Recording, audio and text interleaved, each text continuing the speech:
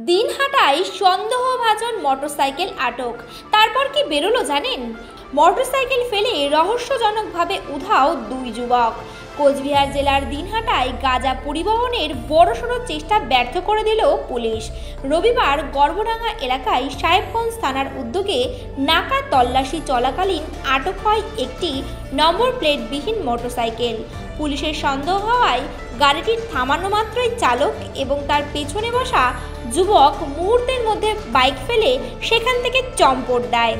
এরপর ঘটনাস্থলে স্থানীয়দের উপস্থিতিতে এবং দিনহাটা এসডিও অফিসের ডিএমডিসির নির্বাহী ম্যাজিস্ট্রেট স্বরূপ ভট্টাচার্যের উপস্থিতিতে ভিডিওগ্রাফির মাধ্যমে মোটরসাইকেলটির তল্লাশি চালানো হয়। তল্লাশির ফলেই সামনে আসে আসল চিত্র। সেই মোটরসাইকেল থেকেই উদ্ধার হয় প্রায় 30 কেজি গাঁজা। ঘটনায় গোটা এলাকায় চাঞ্চল্য ছড়ায়। পুলিশ জানিয়েছে, অভিযুক্ত দুই যুবকের বিরুদ্ধে ইতিমধ্যেই এনডিপিএস আইনের ধারায় মামলা রুজু করা হয়েছে। তাদের খোঁজে তল্লাশি শুরু হয়েছে। তবে পুলিশের চোখ এড়িয়ে এইভাবে গাঁজা পরিবহনের চেষ্টা এলাকায় বড়সড় প্রশ্ন তুলছে নিরাপত্তা নিয়ে। কোচবিহার থেকে সানি রায়ের রিপোর্ট, HPR নিউজ।